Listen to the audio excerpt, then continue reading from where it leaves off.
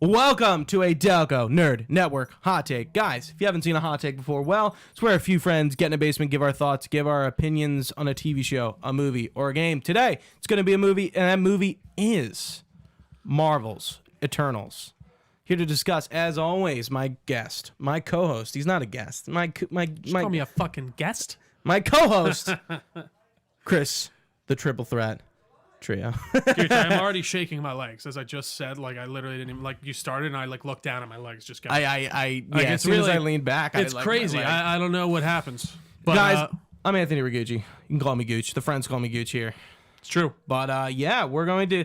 Let's do a real spoiler-free discussion. I feel like this is a different kind of Marvel movie, not characters most people are gonna know. So let's go in with a maybe you haven't seen the movie and you want to check out how it is. Let's give you that review. Trio, why don't you start us off? All right. So overall, I very much enjoyed this movie. I thought it was very different from a lot of the Marvel movies we've seen. It's exploring the universe in a way that we haven't seen before, and it's exploring topics and such that I never really even thought about. You know, I briefly thought about them when it comes to like the Celestials and all that stuff.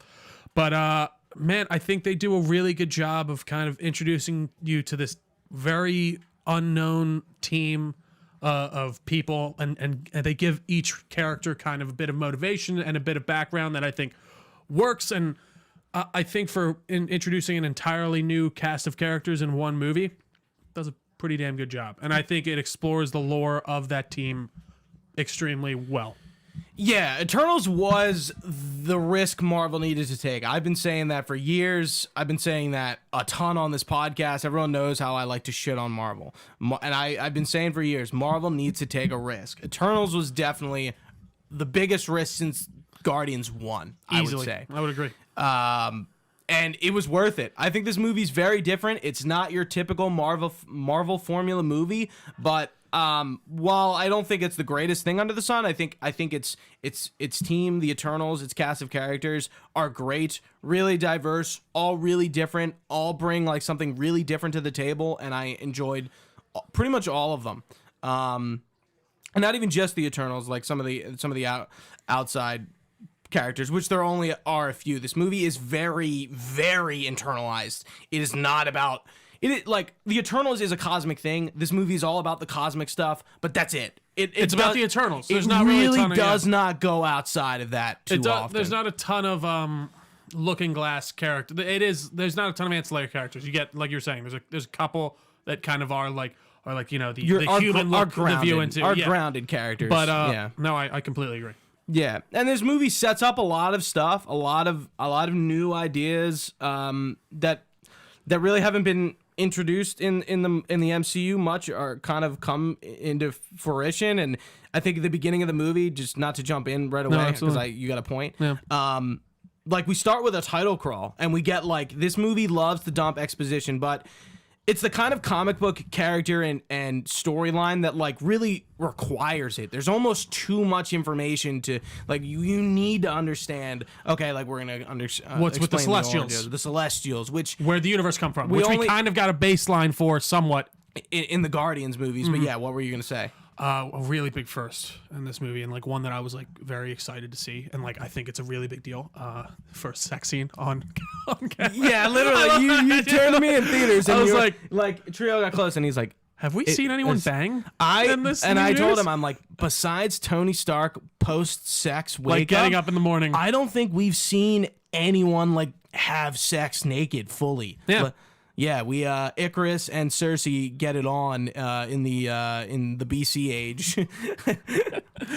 the before Christ, if you know what I mean. But yeah, no, you know what was interesting? They did use BC. They did not use BCE. Isn't it like before Common Era now? Isn't that what it is? They used BC though. No, they definitely did. I didn't even think about that. Huh. Yeah, before Common Era is the new thing now, right? Yeah, I mean, it's been the thing. Well, yeah, that's true. I feel like that's within the last 10 years, though, right? I feel like that's like, yeah, it used to be BC for a while, but no, that is an interesting point. I didn't even really just thought catch about that right now. Yeah, but overall, man, I think like for introducing us to an entirely new cast of characters, ones we literally know nothing about. Yeah. You get enough of a sense of each character's kind of motive and what they're about, and I thought there was some cool misdirects in the way of characters, which I thought they were gonna go, and like the one thing about this movie, it was insanely unpredictable, and that's one thing Marvel movies are really predictable. No, I agree. The villains are usually copy paste cookie cutter crap. Like they really are. And I will say, I did find the deviants kind of but right, but like they're really the villain is like not them per se. Sure. Like this movie really doesn't, in a way, it doesn't have a villain. It's really Civil War-ish. As we go on, like the different Eternals are kind of like conflicting with each other within the group, and like as you get later in the movie, you kind of realize like, oh, it's not just about the deviants. It's about some other stuff. There's a big thing going on here. Yeah. Yeah. Which I liked. Again, no, I did that's too. very different. We usually get, here's our villain, and he's kind of cookie cutter. No, absolutely. It's lame. No, and I think just the exploration of like just the Celestials in this and stuff like that, and just the scale at which we're dealing with them, like not a big spoiler or anything, but when the Eternals communicate with Ashram, who was like the big god, the beginning god, they just look like a little speck on his face, and like it's so cool. Like it really is. And there's just some really interesting visuals in this. And again, you were talking about a lot of exposition and stuff like that, and I think usually in a movie that's the sign of like, this is boring and I don't care, you're just spitting out a bunch, show don't tell. But I feel like they are talking about things in this movie that are interesting and compelling enough to where they can just kind of talk about them a little bit, and really just dump you the information. They get into like how humanity evolved over our whole lifetime, and how the Eternals and the Celestials had something to do with that. I do love and they're establishing new lore and stuff. The whole idea of them being the guy like Hephaestus, like with the old god of like, wasn't he the inventor god or something back in Egypt? And then it's like Athena, like Greek. Hephaestus is Greek. Yeah. I mean, Athena is obviously Athena, and like Gilgamesh of like the legendary Babylonian, even Icarus, epic, Gilgamesh and Enkidu. Like, it is cool how they kind of interweave them into our past history, and I do think, and they do that in the comics too. No, absolutely. Yeah. I do think you do start to run into some issues of like, which they do their best to explain away, and I accept their reasoning, where it's like, where were you during all this stuff? Why didn't you help? And I feel like they felt like they had to have. Ready? I'm gonna do my Kit Harington impression. Where were you when Thanos? What does he say? Where were you with Thanos and the snap? Yeah. Why weren't you guys here with Thanos and all the other bad things that happened? Yeah. Like again, I felt like that was one they felt like they really had to address. White Walkers. The White Walkers. And I think they did so as best they can. I mean, you have to have a reason that these very powerful, which Icarus might be one of the most powerful superheroes in the universe. I would beg to differ. I think the fact that they can get cut like normal people is a big weakness. That is true. But I mean, I think it's against like deviants. Like I feel like it seems to be very powerful. But and then again, how powerful are deviants? So I don't know. I think he's definitely this. I mean, I think they kind of show this. He is the strongest Eternal by far. Yeah. But overall, I think they did a really fantastic job. I think Chloe Zhao brought something new and fresh to the universe that it needed a bit of a shot in the arm. And I'm really excited for Eternals. Yeah, I remember there was a headline going around that we weren't going to get a sequel, and I kind of shrugged and went, I don't really care. But it didn't say it like that. It said it's not a guarantee. Like, but that was them, I think, kind of hedging their bets with like these. But like, I think as this starts to do, it already did very well on its opening night. I think we just saw it last night. We usually do these over the week, like after a weekend's passed, and we kind of see what's going on. We recorded our last re3, and then we're doing this, jumping right into which is here. why the table looks like the way it is, because we're too lazy it's different, but to turn it. Just didn't feel like turning it. I lost my train of thought. Damn it. We were talking about Eternals. That's true. That's what we were talking about. Chloe Zhao did a really good job. Oh, and we're talking about the sequel. That's right. So Eternals will be really good, and I think it will. I think it's a guarantee at this point. Honestly, I do. I think what has not gotten a sequel yet in the Marvel universe. I don't think I can think of one. I think every single. I guess Doctor Strange hasn't. That's on the way. But it doesn't count. Why doesn't that count? Because it's coming out. Same with Captain Marvel. No, I know, but again, those are like they're happening. You know what I mean? Like I'm trying to think of something that we haven't gotten like an actual that we don't know about. But again, we are getting it. But you brought up Doctor Strange. I said that doesn't count, and you said no. But that's what I'm saying in general of like but those are coming. We know they are coming. Right. Whereas like there we hasn't haven't been... had one not get a follow up of some kind yet. I can't think of one. Hulk. The only one. That is the only one. But that's so funny. For not that it did bad, it's because they don't have the rights to a solo movie for some reason for him. Which very I don't like. Again, the only thing I'd want to see Hulk, I want to see Planet Hulk. Yeah, I mean, real off topic. I do think Incredible Hulk gets a little bit more shit than it deserves. I enjoy that movie. I think you can do a fun Hulk. It's all right, but like, dude, let's see the Avengers fight the fucking Hulk. Like, let's really see the power of the Hulk. Anyway, it's real off topic. I agree. Let's get back to it. But go see Eternals. Yeah, I think you should go see Eternals. I would recommend if you can get in IMAX, see it in IMAX. We've been on an IMAX kick recently with there like every was movie. Something with the aspect ratio that we were talking about. Ratio. That really, I'm not someone who notices this. And for the layman, no, I'm kidding. If you don't know what an aspect ratio is, it's literally the size of the screen on the actual movie theater screen. So IMAX, I don't know what the exact aspect ratio is, but like when it's not an IMAX size, you see those two black bars at the top or the bottom. And I noticed literally within scenes in this, from shot to shot, it was changing aspect ratios, like from like the kind of wide action shots of Icarus, like kind of taking people down, it would take up the entire IMAX shot. Yeah, and then it would cut like to the people looking jarring. at him, and it was like I never noticed that stuff. But if you see this in a regular theater, you're not going to see you that. won't notice that. There are the shots of like the Celestials on the IMAX screen. They look so good, really good. Yeah, and just this again, the scope of the Celestials is truly something like you don't see stuff like that a lot. I feel like in the way of just that scale, but so good. I really can't recommend this movie enough. I think it explores like just historical mythology in a very interesting way, on top of being a really cool superhero flick.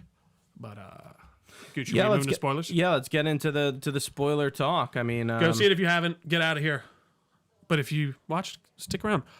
Gooch. I'm trying to think of where to start. Yeah, that's what I was trying to think of too. So, we find out that the Eternals are there for not what they believe they are there for. Right. And I think there's a pretty, again, I don't find this, there's a lot going on. There's a few different subplots in the way of people, like different interests crossing. But I feel like it fleshes it out in a way that is really well done, even with the whole kind of aspect of like, why Cersei and Icarus broke up and like why Icarus didn't come back, and like this idea of everyone having their own thoughts. And so like even with Kingo, we were kind of getting annoyed. I don't want to jump to the end right away, but like the thought process of why he's stuck back from that fight makes sense when I was listening to videos. I was like, oh, he thinks he's right. Right, yeah. That's what I said, but I just didn't like it. I do think it kind of makes sense. I think it's an interesting layer in the way of he's like Kingo's like, I think Icarus is right. I think we should wake up this Celestial because we're causing billions of people, billions of planets to not then come to fruition. We're basically killing these people to save us. And Kingo, not Basic Instinct. What's that movie? Where they predict crimes? Minority Report? Yes, thank you. I still need to see that. I always hear good things. But I think it's very... And he's just like, listen, I kind of agree with Icarus, but I can't fight you guys. And I thought that was a kind of interesting kind of character layer to him, but I didn't really catch that in the moment, and me and you both were like, Kingo just didn't go to that fight. What happened? No, I caught that in that moment. Or at least I didn't. I just didn't understand why he like still didn't show up when everyone else is fighting the last battle besides him. One of the best things about this movie, which is what we're talking about now, is like really like the plot twist between the characters and what sides they end up taking and who betrays who and what they're all doing. Like Ajax is like the only Eternal we don't really see in the present. In the present, she's dead before the movie really even starts. Yeah.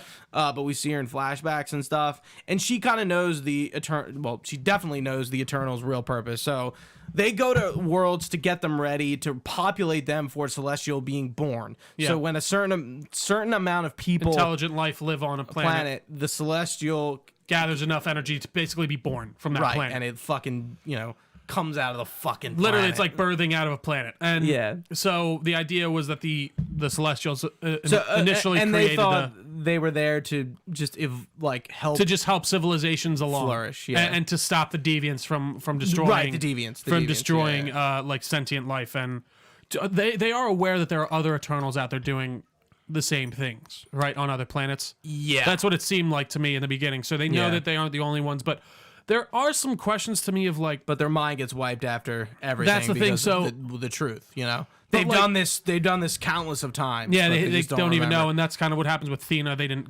correctly erase her memories, so she's kind of getting this lapse over of like the new life plus her old life on all these planets. But yeah, so they think they are these benevolent people, and over this time they've just kind of fallen in love with humanity and wanted to just see it flourish. And Ajak is like, listen, Ashram, I don't want to do this anymore. And she even tells Icarus, and then Icarus is like, bitch, what have I been doing? Like, you just told me to wait for the past 3,000. Like, his kind of switch made sense to me, and I thought it was very kind of earned. And it felt satisfying to me. And even by the end, when he's sitting there realizing, like, I can't do this. I thought I could. I thought this was the way to go. And then he flies too close to the sun. I thought, again, a lot of lot of poetic. It does feel like more of a. And I hate. Listen, I know you're.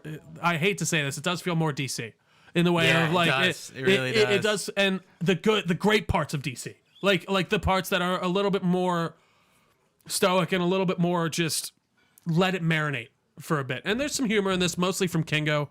And I think it's very well done, and I find him, Kumail Nanjiani, really great in this. I think he is definitely one of the breakouts, and even Angelina Jolie as Thena. Angelina Jolie in this movie could have easily been casted as Cersei. It was kind of like if you think about it, like she's the no-brainer pick.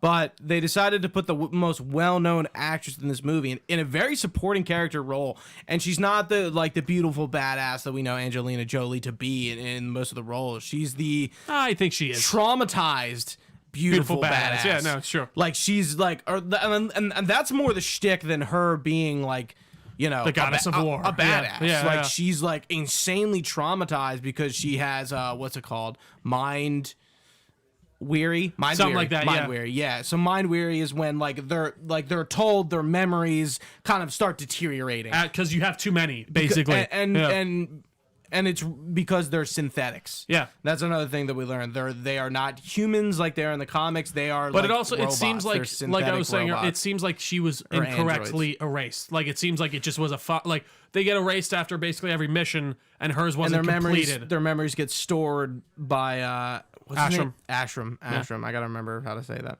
At the World Forge. Yes. Yeah. It's a great name. Yeah. I love it. And she has like PTSD, and Gilgamesh kind of keeps her in check. And like, I like how they don't have a relationship. They just seem to be friends. I don't know how, but after that long, but all right. And he kind of like takes care of her and like keeps her in check and like. But I almost feel like there was kind of a relationship. Like where not that movie where Black Widow. What's he say? The sun's coming down, but like that kind of thing. Avengers 2, yeah. And yeah, I think Angelina Jolie really kind of like. It was cool to see such a big actress kind of give the screen to like these lesser knowns. I mean, Richard Madden, we all know from Game of Thrones, and same with Kit Harington. And I like that scene in the beginning, which, by the way, Icarus is in all black.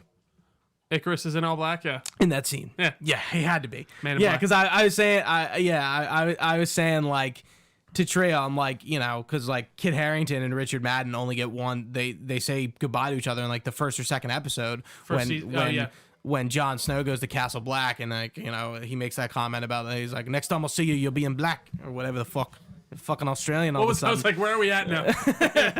And I was like, I hope they like do a line like that, but like they do have a very meta meeting. They give a bit of a look for sure. Yeah. I think they did the perfect kind of not like they kind of look up to each other like, hey. And Kit Harington plays Dane Whitman, who pretty much everyone I feel like at this point knows is the Black Knight, which is one of our end credit scenes. We'll get to that later. I think kind of my biggest negative about this movie is the fact that he's so underutilized, but in the movie. No, I think like it just feels, setup. It could have been any other character in that role as Cersei's love interest, but it just happened to be Dane Whitman. No, I agree, but I do think that serves as good jump off point for Right. him in the next one. I think it's fine. Like I almost feel like get rid of our Bollywood director that Kingo brings in and bring in Dane. Kit the whole time. Yeah. Yeah, because I'm sitting here and I'm like, all right, Cersei, something has to happen to her because that's gonna radicalize Dane Whitman, who Black Knight is like an anti-hero, villain kind of guy. Like a little backstory on the Black Knight: he holds the ebony blade. he does, which was name dropped in this movie. It was, and it next to Excalibur and the rest of the Arthur, the Arthurian Knights. Yeah, it seems to corrupt the user with like every person they kill. It's cursed. And yeah, it's it's cursed a cursed in a way, sword. and it basically turns them more evil as they use it. But it also gives them like all that super strength and all that good stuff. Yeah, but and it's been passed down through his generation family's to age. generation. Yeah, Cersei even gives him a ring that was like from his found, family's crest off eBay or something. I couldn't tell if that was a lie or she actually did get it off eBay. She probably had it or something. Yeah, because Yeah, she's like working at some type of like museum thing. Okay, it is funny like when you talk about these people of like you'd have to like move every 20 years, and like especially in the Every scene, like 5 to 10. even like Kingo says, he's like, I got well, tired and it's of funny moving even how every do you 5 years. So he just And made then- his own family dynasty. Yeah. Right, so that was actually a stab at actual Bollywood because apparently there are families in Bollywood That like do that, yeah. They're like all like Just a line of actors. Yeah. Right, yeah. Huh, interesting. Yeah. But yeah, I thought Kingo he's definitely the comic relief of this movie. I think he's probably the Did you one like his finger guns? I did. I kind of did. I think it fit his character. It did. I'm not sure how I felt about it in general. It felt a little memey, but It did I don't feel really a bit care that memey, but much. I think overall all their powers felt very different, and I like though how they all had the same aesthetic because they were all Eternals, obviously, and they all are kind of the same tech. But I thought it was really, really cool. I actually for being finger guns, I liked it. Even like when he's like kind of forming the ball, like kind of kamehameha. I thought he was gonna say that. So what he says is like a Bollywood thing Yeah. that they say. Yeah. But I thought I'm like, are you gonna like kamehameha? Like, is that what you're doing right now? Yeah. And I was like, nah. he So didn't. you got Kingo, he can shoot the burst from his hands. You got Icarus, who is kind of like the Supermanish, shoots laser beams, all that stuff. Athena creates weapons. Ajax can just heal, Yes. I guess. Yeah. Gender switch from the comic book character. Yeah, I think he's way more of a brute in like the comics too. Gilgamesh is our brute. Is the other brute, Yeah. who's just he seems to have magic gloves of some or like I don't know. Yeah. very powerful. Fists. Then you got Sprite, who is an Also illusionist. gender switch. Very Sprite's a guy in the comics. is it? Is she? Yeah. Huh. I really thought she was a girl, at least in No. the Mark Millar, or at least in the Alan Moore run. Not from what I saw. Okay, well, that's again, most of these are gender, besides Icarus and like most of these are all men in the comics. I think. Yeah. I think Markari is Middle Eastern though. And the I really liked Makari. I did One, too. I like Lauren the Ridolph. speedster. Yeah, she's a deaf actress, and she really her career started in The Walking Dead. She plays a character in The Walking Dead who honestly, like, as shitty as that show's gotten, I'm like, I like You her like character. her character a lot, yeah. Because like it's just different. It's cool. Yeah, you're imagine being deaf in a fucking zombie apocalypse. That Imagine would be being all a deaf superhero. That's Like, right. it's the same No, it's true. thing. And like I think they do her scenes well, and they like portray her emotion. And she's kind of a little bit of a thief. Like we find her, and she's like living in their ship still, and she just steals shit. She has all these artifacts and stuff like that. And like one of them is Excalibur. Yeah. And like she doesn't, No, I thought she was awesome, and even just her action sequences with Speed. Like, Yeah, we've seen Speed a few different times, And it's really only been the Flash, Quicksilver. Like I Flash, feel like we Quicksilver. barely talk about because it's but just, like he is like Quicksilver. Oh, you mean like in the MCU? yes, I guess I'm talking more even X-Men. like just like on movie screens, like speedsters. Like I think Flash has his own, like especially in Justice League, they kind of set him like the way he moves through the Speed Force and stuff. But like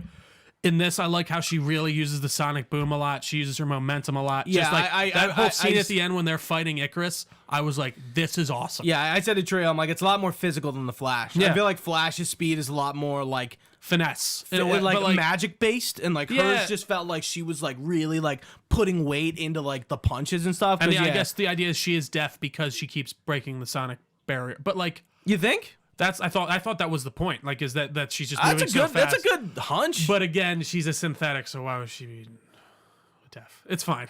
yeah, like realistically, like I mean, why is fucking Icarus talking in an Irish accent? Why And is same with Druig. And even Druig, he has like but even like Sprite, like why is he? Just don't think about it. I found Sprite's whole arc to be very her turn is like, it makes a lot of sense. She's like built as a kid, and she's like, why do I fucking look? I like look this? like I can't do anything. No one's coming. No one's going for Sprite except for a creep. Like that's like she can't have relationships, and she loves Icarus, and I love how Kingo like points it out, and I'm kind of like, I didn't notice that. I gathered that definitely at the beginning. I was like, oh, she wants to bang. Like, but she can't, because I felt the right. thing That kind first of scene makes sense. like but when she was like, yeah, like, but not the fact that like, oh, she was in love with Icarus. But again, and I also love that didn't make her hate Cersei. Like they were still like pretty good friends. I was and like like boys, but they were gals. I think the characters for how much you have to get to know 8 characters is really well. Even Druig took him a totally different way than I was. Like he just seemed like the weird kind of mean mind bending like guy. he was like the villainous being one, like but he wasn't. He ends up being like more the most helpful. Again, going back to when I said unpredictable, like you really can't predict like where these characters are going to go. No, you can't. And even with the acting placement, like I said with Angelina Jolie, like you would think she would have a bigger role, but she like just doesn't. No, and I really like what's her name as Cersei. I can't remember. She's in she's in Captain Marvel. She plays the blue chick too. Yeah, the alien. What the fuck's her name? I thought like I knew it when I was sat down and watched the movie. Like I said it in my head. It's Gemma Chan. Yeah, Gemma Chan. I was like, it's G somewhere in yeah. there. Yeah. And then Salma Hayek, I thought she was good as Ajax. We don't get a ton of her. She is kind of like the spiritual kind of leader of the Eternals and like the connection to Ashram and all that stuff. And like she seems to be the one that has kept her memories these entire times. And we didn't mention that Icarus kills her, which like again I did not see coming at all. No. Yeah, like Icarus makes it look like he pushes her in. The deviants do kill her, but like he's the reason why. Yeah, right. Again, and like they take her power. And like, what did you think of that deviant that kind of becomes like sentient? I think the idea of them like evolving and like taking on that is interesting, but he felt very ancillary. I think that one of the big themes I was talking to you like in the car on the way home about this was like I really liked the themes about like creation, and I was kind of comparing it to Mass Effect a little bit because and the synthetic being sentient theme. It's like, okay, like we're having like Mass Effect deals a lot with Mass Effect 3. We get a more lore for those who played Mass Effect. The Reapers are like a celestial level being, and we learn, the Reapers come and destroy all organic life, and they basically keep doing reset. it. Yeah, and they're on a cycle. Same with like the Celestials. The Celestials are doing the same. Every thing. billion years, a new Celestial is born. And to do so, they need to destroy an active world to basically birth it. Right. So like, there's that theme, and I was like, that's interesting. Like, I kind of like that. What they're doing there. And then with the synthetic thing, it's like same thing in Mass Effect where like we see the Geth who are synthetics who've gained sentience, who are like essentially like discriminated upon, but it's like, okay, like like are synthetics with sentience now like actual beings, or are they still just robots? And like that's kind of the question. That's the other thing. They kind of really like, accept the Eternals feel really human, even though they are They don't machines. really seem to like. They seem to have a moment of like, man, we're like synthetic. But they don't seem to really get tripped up on it that much. Yeah, they don't. They really, but kind they've of seem had to a lot of time. But that's why I'm a kind lot of. That's time. what I kind of. That's where I do accept it in the way of like. It's still not think it 30 works. years, No, but they are sitting there like. I feel 7,000. like by 7,000 years, you're like, well, I feel pretty human, so I'm not really too like. Yeah, like, I know who I am. Yeah, like it's. I am still a person in that way. So, but I did find that interesting that like they kind of put that in, but they all like I can't remember in the comics if they. I thought the Inhumans. In the comic books, are human beings. Eternals? I'm sorry, yes. Why did I say the Inhumans? The Eternals are human beings.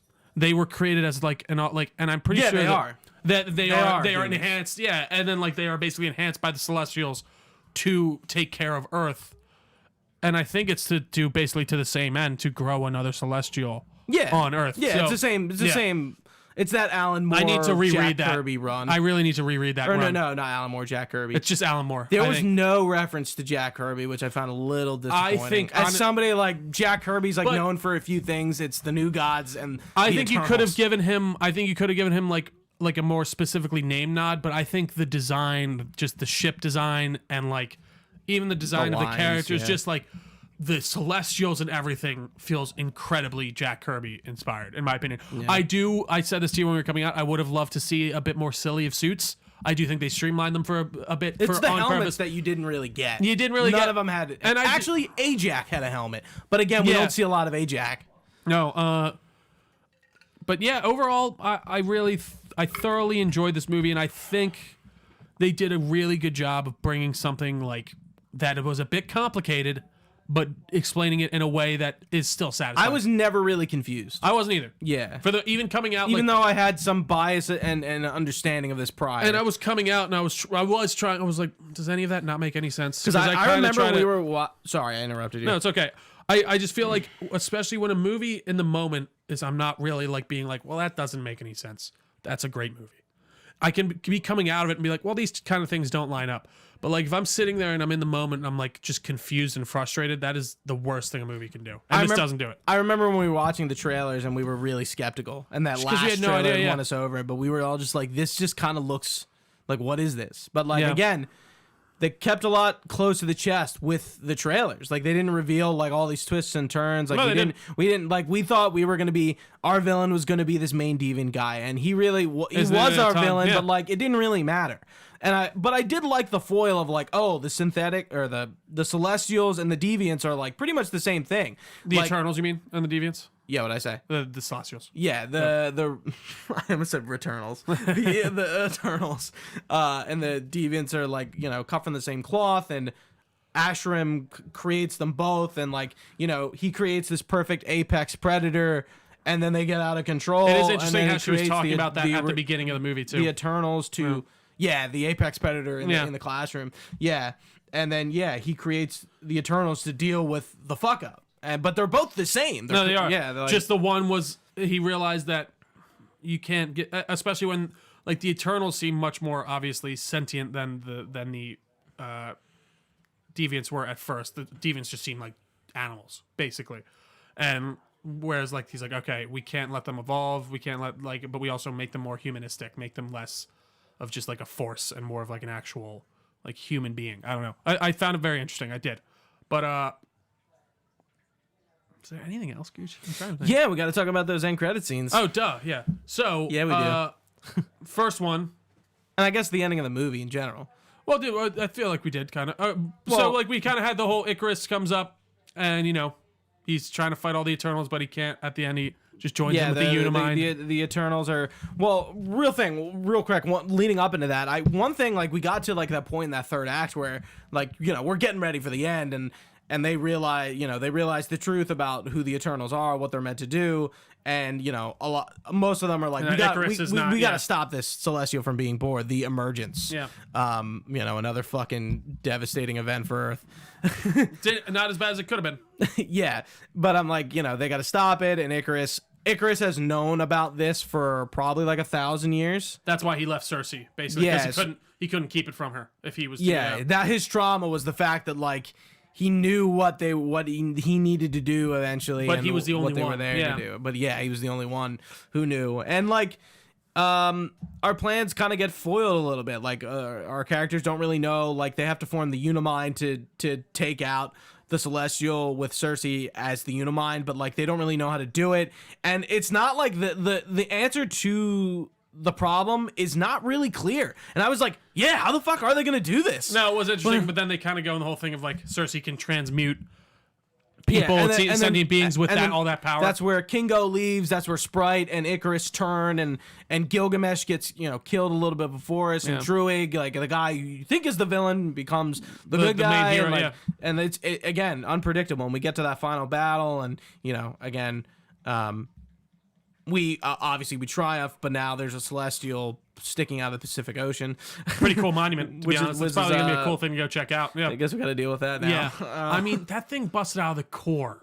There is no way that didn't cause irreparable damage to the Earth. That would like cause Yeah. massive storms and like insane things to happen. Still, very cool visual of it just like kind of poking out of the ocean. like its hand coming out, and I'm like, I remember turning the tree. I'm like, that's his fucking hand. Yeah. I was like, Again, the Jesus scale Christ. is so good. It is. Yeah. They really made the Celestials feel like these massive colossuses. Yeah, Colossi. but I do think the fight with Icarus at the end, where all the Eternals are kind of trying to take him down. Even I thought Festos was really cool in that, the way he's using all his technology and stuff, and then he kind of pins him down and with I all like the him, energy his thing, drainers. like, Yeah, his background was like, he's the inventor, and like eventually he basically caused helps humans to make the atomic bomb with Einstein and what's his name, Oppenheimer.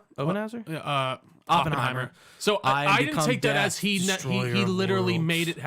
I think He helped them was, make the bomb. Well, I took it as he did started something. the process of like, this is where the humans eventually, like, I gave them the technology at the beginning, because like I didn't really understand. No, I didn't thought really he take it as- literally helped them do Well, it. he could have. I really don't know. That's what I think taking it was. I was taking it the other way, but no. And then but again, that was a bit of a quick jump where it shows him in a scene where he's like, I hate humanity. They're not worth saving. Then Well, they he's got jump a- to that. I know he's he's got got a a family, family, and yeah. again, it's a bit of an easy kind of solution to that, but still very good. I found And that scene to be the DC great. references in this movie were kind of unreal. I was like, three, There are two like long Batman and Superman references in this movie, and I was like, that's crazy. I mean, it would make sense if in like the respective universes, Right, but like, are they allowed to like do that? I mean, they must have been. You know what's funny? You I would don't- never see that in a DC movie, but Batman and Superman are so iconic. I think they referenced Spider-Man in one of the old Superman movies, but like the old ones. But I could be wrong. That doesn't count. Yeah, no, I did find that very interesting too. A Batman and Superman reference. But those end credits. and there's some Star Wars stuff. That's true. Yeah, well, real quick. So we win. Dane and Cersei making out in some park, Hanging out in the park, in yeah. London, and London. It's like, and Jon Snow's like, I've got a power, Cersei. I've got to tell you about my family. Terrible Jon Snow impression. It's okay. What I can only talk about it in the Game of Thrones tone. The White Walkers. The White Walkers. But yeah, so King in then the fucking North. so they kill the Celestial. That's a big deal. And then Astrum shows up, and that shot of him like, Sprite's human, by the way, at this point. oh yeah, so yeah, she transmutes her into Who's human. left? Festus, Athena, Drug, Makari, Droog, and Thena go off into space in the ship. yeah, to go Festus find the other and Cersei stay. Returnals. Yeah, I almost said Returnals again. Fucking Returnal. it's Returnal. Yeah, Yeah. that's so funny. Yeah, so Hephaestus, Cersei, and who's the third? Is it Kingo who gets taken? Yeah, no, Kingo stays on Earth. Who's the third one with them? It's Thena, Drug, and Makari. No. Who gets taken by the ashram? Oh, everyone on Earth. I think, yeah. So I thought it was all the Eternals that were left on Earth still. So Cersei, Kingo, And Hephaestus. and yeah. Festus. Oh yeah, and Festus. Yeah, you're right. Yeah. Okay. Yeah, those three get taken, and that is where we end. So Dane Whitman, again, like I said, sort of radicalized by this event that he knows about. He knows. Well, I don't even he knows necessarily. the I don't even who think Cersei is. radicalized is the motivated. I think is more of the correct term. And yeah, so we get Our first end credit scene. first end credit scene. That's of him with the sword, right? No. That's the final one. Yeah. Okay, so the first end credit scenes, we see the Eternals that left Earth. They're hanging out on the Thena, ship. Droog, And they're Makari. like, what the fuck happened? And Where where are- are our friends? We haven't heard from them in forever. They were like, all right, well, we should go back. And then all of a sudden, some weird troll man teleports in. It's Pip. Pip, what's his name? Pip. Interesting. Pip shows up, this weird kind of troll Yeah, teleporting he's a man. troll. Yeah. Yeah. Played And by Patton Oswalt. Patton Oswalt. Yeah. And then Who's he now three characters in Marvel: MODOK, his Agents of S.H.I.E.L.D. character, and now Pip the Troll. That's so funny. MODOK, I watched the first episode, by the way, the other day. It's really funny. And we see him introduce Thanos' brother. Eros of Titan, a.k.a. Star Fox. A character know- I never thought I'd see. And I Played literally by don't- Harry fucking Styles. So apparently he's been signed on for 5 Marvel movies. Shut the fuck up. No, apparently like he's been so I think he's gonna be in the next Eternals, and I think he's gonna be in a lot more too. Yeah, I mean, Star Fox, he's going to be in Guardians. Absolutely. Well, yeah, I mean, Dude, they're going to introduce Adam Warlock. We're getting there. We're at a yeah, point. no, I do He's think, one of those do you think Adam the Warlock. Eternals show up? In Guardians, possibly. I think that's a possibility Very too. possibly. Because I don't think they show up without he shows up without them. No. Yeah. So I don't know, but I think he looks like he seems to be an Eternal. He is. He says, he comes in. He's like Pip announces him, and he gives him a few titles. There's a lot of Marvel deep cuts in that, I found out. But like, I got to go back and listen to it. But like, the big thing is like, Eros of Titan is the brother of Thanos, and he comes in and he's like, Eros' thing is he like seduces women. By the way. Yeah, no, his power is like sexual, or is like he like pleasure. He like messes with pleasure centers in your mind, and it's usually he is like he is like our this is our Prince Charming from Shrek, like very like handsome, suave, ne'er-do-well, and he goes to planets and he sleeps with. He looks really funny in the comics, which kind of is like Harry Styles. I think Harry Styles. He's bagging chicks everywhere. Fits that role. Yeah. Like he's not necessarily like this, No, and he's a good actor too. Like I think honestly for like. He's not like an Adam Warlock. You convey something by casting him, and just the way he's kind of carrying his demeanor. He's hot. Yeah, he's hot. He can fuck. What? But, no. And he says, really "Hello, my fellow Eternals." Yeah, that's what I thought. Yeah. He's not an Eternal in the comic. He is just a person. Yeah. Like, and then Thanos apparently has like deviant DNA. Yeah, so this is what we're talking about. So in the comics, Thanos is half deviant, half Titan. And that's why he looks the way he does, compared to Eros, who looks like a normal person. I wonder if they're going to bring that lore into the universe. I don't think he's going to be a deviant. And how they're going to explain he's an Eternal if he's Thanos' brother. Like, what? Yeah, that doesn't make... Because, like... Right? And then it's like, well, maybe they could explore, like, are all Eternals synthetic? Right. So, like... There's a few different things you can go for. Doing some different stuff here. Yeah, who knows? You just don't know. I think... There's a lot to be explored there, and I think that's a good casting, and I think it's very exciting.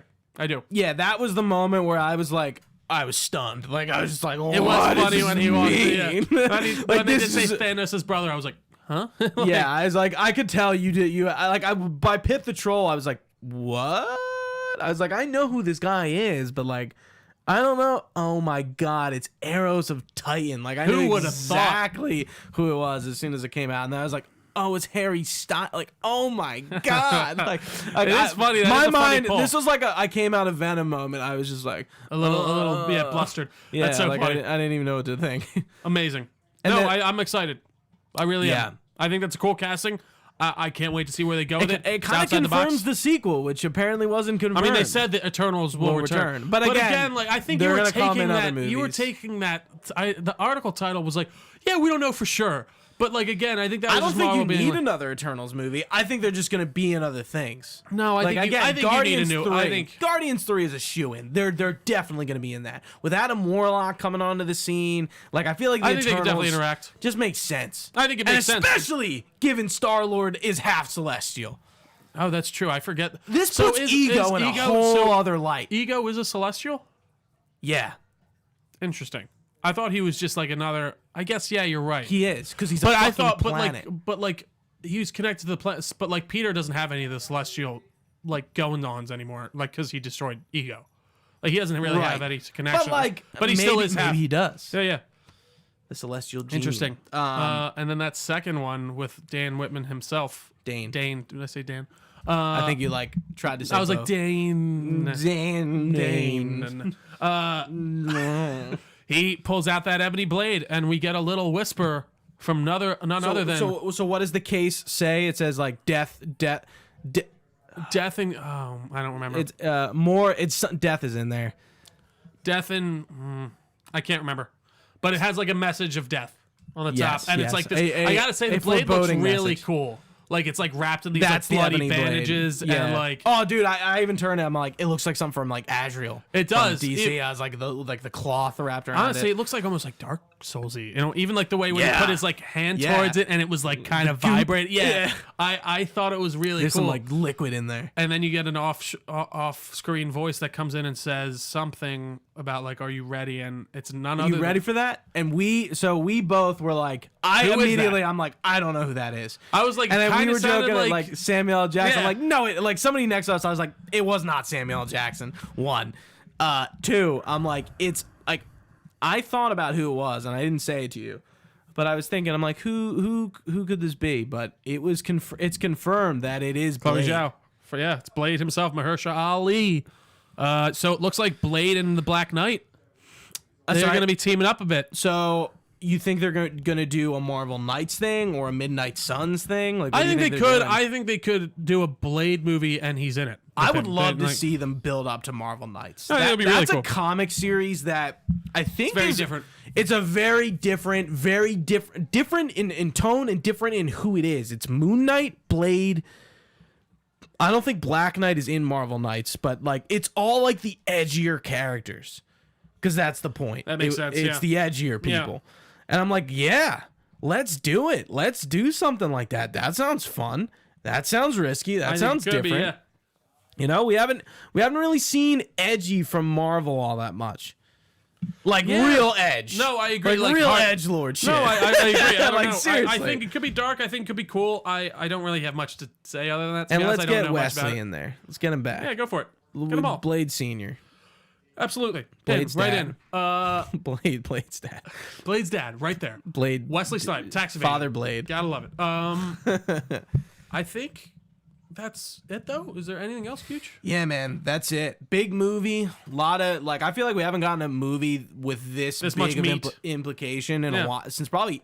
I mean Endgame, but like Endgame ends on that's maybe it's, Infinity War. No, I would agree. Infinity War, that ending was like holy What's shit. happening? Yeah. Endgame was kind of like we had questions, but like everything was kind of sure. No, I think so too. Avengers still aren't a thing. We see some ads to like the global repatriation stuff.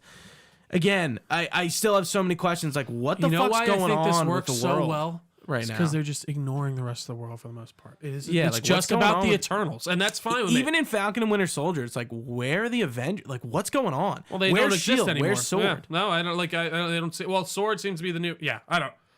That's So many questions. And Eternals again, so focused on its story, not the outside. And I appreciate it. I really do, Marvel. Yeah, because you've been like saying just we don't need to worry about. about the entire everyone right at this moment. Do a cool story by itself. But guys, thank you so much for watching with us live.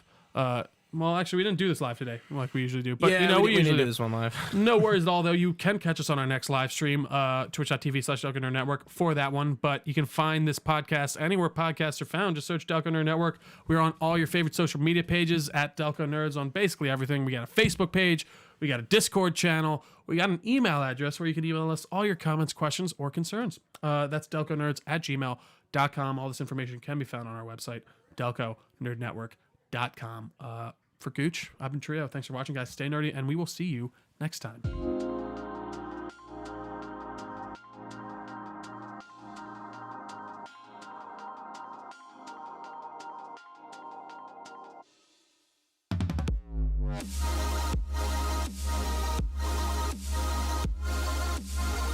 be right back.